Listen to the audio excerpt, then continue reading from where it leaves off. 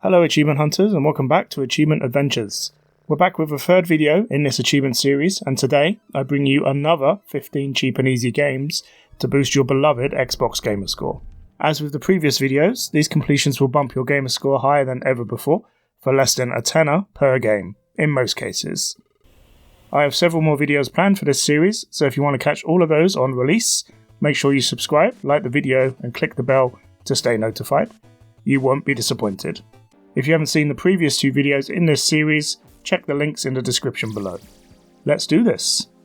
Today, we have a few simple games that are easy to secure the 1000G on, but these take a little more time to earn that reward.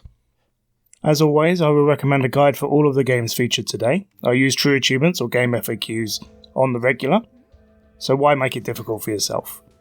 But some of these titles are exceptional gaming experiences in their own right, so feel free to take your time, make safety save points where applicable, and maybe do a couple of run-throughs for the full enjoyment.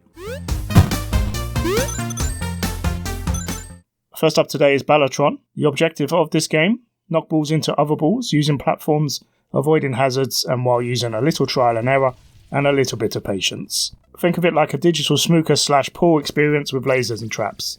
Kind of. Colourful and strangely addictive, if this is your sort of thing. Ballotron will test your patience but feel very rewarding once you pop those achievements. For £4.19, there are definitely worse ways to spend a fiver.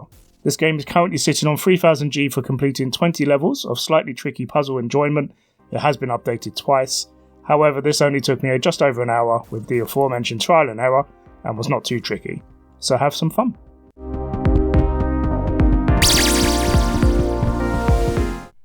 Our next game today is Superbox Land Demake.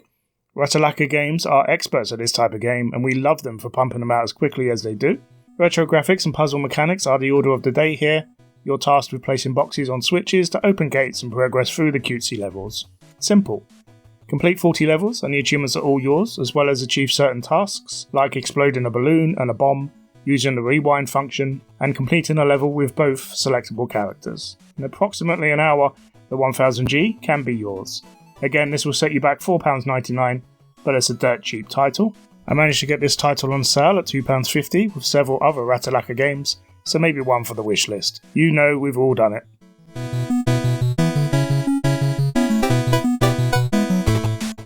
Super Weekend Mode was also on that sale, and normally will set you back about £4.99, but again, I got it for £2.50, if memory serves you right anyway. But this one is supremely easy. This title is unique in that it's akin to Tetris and Dr. Robotnik's Mean Bean Machine, in that you are tasked with a vertical rectangular grid and killing the boss in that grid. Unconventionally, you use your B button and RB bumper to move left and right, collect hearts, avoid enemies, and shoot the boss that resides at the top of the grid.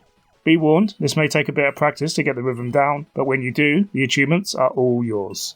I managed to knock this out in 36 minutes all told, and all you need to do is complete levels, collect hearts, and defeat specific enemies, while passing 3 stages. And don't be scared by the difficulty achievement, you just need to load in on that difficulty and bam, it's unlocked.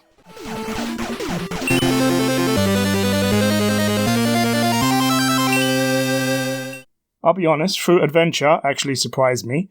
I was expecting a Fruit Ninja type of experience when going in, but no, this game is actually a cute little platformer with simple but effective artwork. You know the score here: complete levels, 30 in total, collect stars of the red, blue and yellow variety, kill enemies, die a bit, and find a portal. All simple stuff, and by doing this, the game will net you a whopping 5000G in just over an hour. You can also stack versions here, so the Windows version has 5000G too, and the Xbox X/S series version also has 4000G, which means you can get 14,000G just from this title alone, if you dare. I say dare because there's a huge problem with this game. It deletes your save progress if you turn off the Xbox or log out of your account. The devs have been vocal about this issue in multiple forums, as per the screenshot right now, and have provided workarounds, but I found that I had to do this game in one sit-in to get it completed. So be warned, no one likes when their progress is deleted like this, but kudos to the devs for being approachable about this.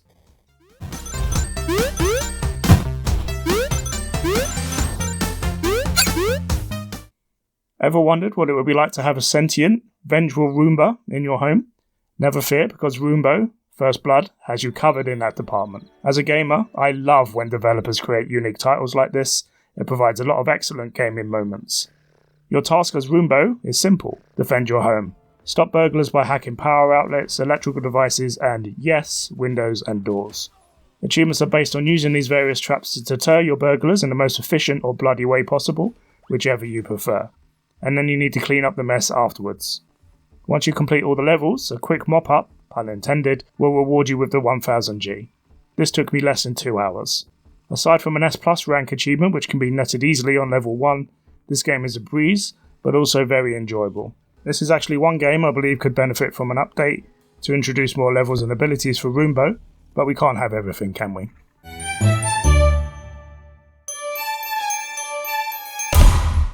Now at this point the list will divert into thriller/horror territory. Nothing too scary here, but there did seem to be a theme when I compiled this list. When Murder is Game Over was released, the retro gamer in me was actually very happy. A stylistic retro murder mystery story set in a spooky castle, where you investigate the suspicious murder of a game developer, sounds right up my alley. This game didn't disappoint either. Super Nintendo era graphics, surprisingly rich characters, a decent story, and a cute dog sidekick to boot. What a great combination. There's nothing above the ordinary here. As Detective Guy, great play on words, and his sidekick Cleo, you solve puzzles, question suspects, and piece together and solve the murder of Russell Gallam. Certain requirements must be met for the achievements and the 1000G, including a couple of endings, a dog playing an organ, yes, really, and playing an arcade minigame, and of course, finding the correct murderer. With a guide, you're looking at just over an hour here, but if the detective in you wants to take the lead, go for it. Enjoy this. There are sequels which might make it to a future list, but this is perfect for a rainy afternoon indoors. In Red Bow, you play as Ro, which I'm probably butchering altogether, a girl who wakes up in a nightmare world and is tasked with helping or avoiding Kubi, a supernatural being that has certain intentions in mind. Made by a single developer team, which makes this title even more impressive, you must navigate this strange world and get Ro home, which is easier said than done since her house has vanished into the fog. This game was made to emulate the old Game Boy and Super Nintendo aesthetic found in classic Zelda and RPG games from the 90s, and it works wonderfully. A simple premise is all that is needed here, and exploring is highly recommended. Dark themes do play a small part, but despite this, it's a genuinely fun ride, and pretty linear for the 1000G. It also has a decision system built in. Decisions are considered generous or selfish, and each will determine the outcome of the game. Therefore, a guide is your friend to minimise your achievement glory and backtracking here. I played this naturally and still unlocked everything in just over an hour, so it's very simple stuff. Well done, Stranger Games.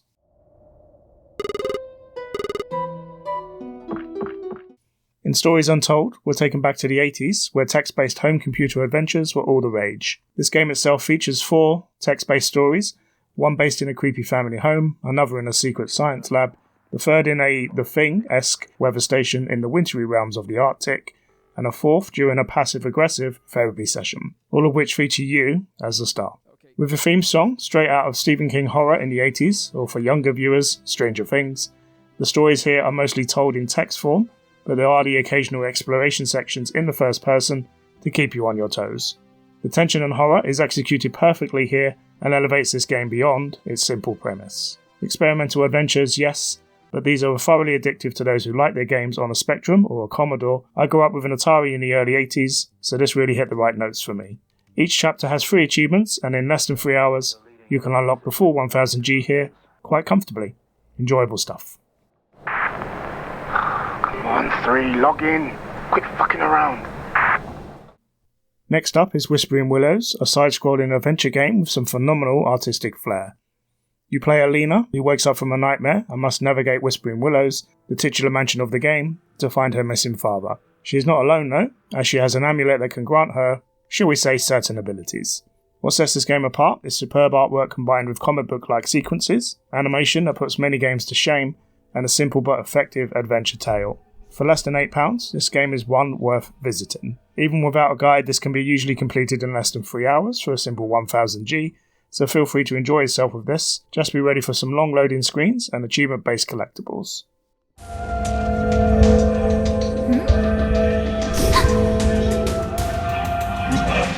Broken Mind keeps us on the same track.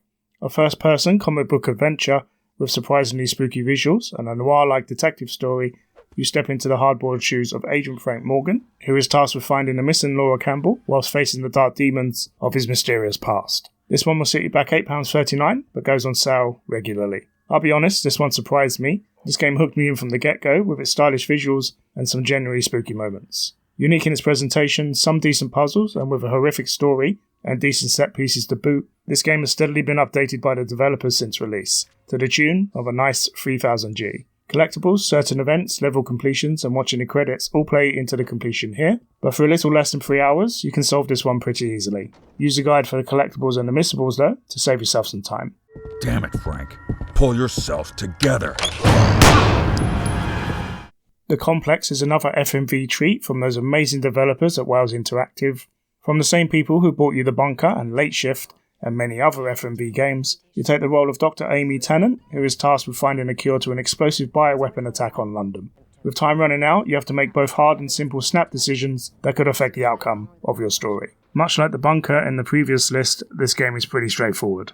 However, it's also like an interactive movie. You develop the plot on the fly, make decisions that affect characters and events, and ultimately have to work towards one of 8 different endings, all of which are achievements in themselves.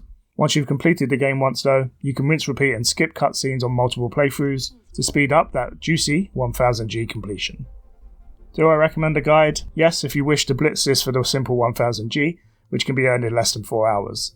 But for any game that allows me to feel like I'm involved in an actual movie, I am all ears. And it gets instant replay value from me. In the future, I will be covering a whole collection of Wales Interactive's back catalogue in a list like this, so stay tuned for that.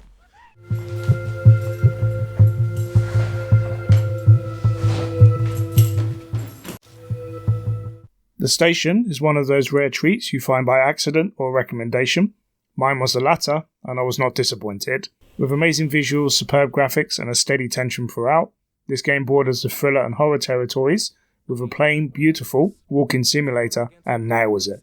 Think Aliens or Event Horizon with all the tension and less the gore and inconvenient monsters. The Espial space station has gone dark and you are tasked with finding out why. Right from the get-go, the station plonks you into a broody, unnerving mystery. Why has the space station gone dark? How did it lose its comms? And who, or what, is behind it? Solve all the puzzles, discover all the audio logs, locate quest items and finish the game to unlock the 1000G. Use a guide and this is yours in less than an hour, or take your time to soak this game in. This is a phenomenal visual treat. Sure, the aliens are a bit savage, but I see no need to condemn them for it. Now to the most expensive game on this list, The Suicide of Rachel Foster, where a woman called Nicole reluctantly returns to a family hotel to close up shop and get the establishment ready for sale, as well as face the horrific events of her family past, will set you back $16.99. Not that cheap, but this game is a unique experience, one that deserves to be played. Pop it on the wish list for a cheeky sale if need be. However, the 1000G can be earned in less than 3 hours pretty easily. Trigger warning first of all, some mature themes are handled here, most notably the title itself, but the topic and its surrounding story, no spoilers, are handled with exceptional care. The Timberline Hotel, your location for the entire game, is a brooding character in itself, and is open to explore as you progress within reason. However, every turn, every staircase, and every corner is pure horror 101. Will something pop out? What was that sound? What is waiting for you around the corner? This genuine tension turns this game from a simple walking simulator into a decent thriller, and will keep you on your toes. Definitely a recommendation from yours truly, but one heads up, the initial loading screen takes absolutely ages. Be prepared for that if playing on older gen consoles. The Mountain Museum at the end of the stairs to the main floor, if I remember right. While we're on the walking simulator plane, Dear Esther, Landmark Edition is another game that will cost $7.99 and gift you a fun if slightly routine 1000G within a couple of hours. One of the longest games on this list, this is the walking simulator that, if I recall, started the genre back in 2016. To think this game is now a decade old is staggering. There's nothing much to this former 2008 Half-Life mod. You walk, you divulge in story, and eventually you discover who Esther is. To say much else would spoil this superb gaming experience. The music score is fantastic and the scenery beautiful and surprisingly detailed. This is one game where I would recommend 2 playthroughs, which is purely optional, one with and one without the developer commentaries turned on, which is an achievement itself. This enables you to enjoy the game in all its natural glory, and then with the talking heads on top.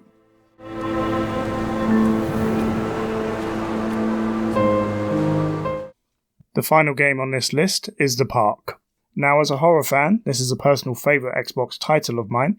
I've played it several times over the years, twice for a recent video guide on YouTube. You can find my 1000G walkthrough link in the description below. As the guide shows, you can knock or walk/run the full 1000G out in less than an hour on this title.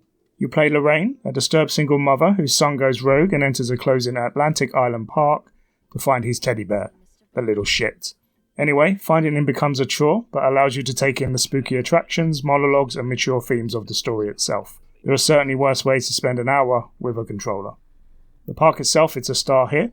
Spooky rides, unexplained events and internal monologues from Lorraine that will make your skin crawl. And then there's that ending. At £10.39, this is just above the tenner borderline, but it goes on sale regularly and it's worth every penny. A quick horror fix for those who fancy it.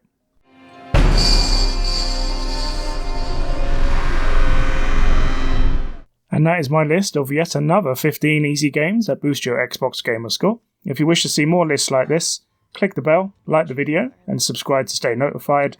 And don't forget to drop a comment below, because more lists and achievement guides are coming in due course.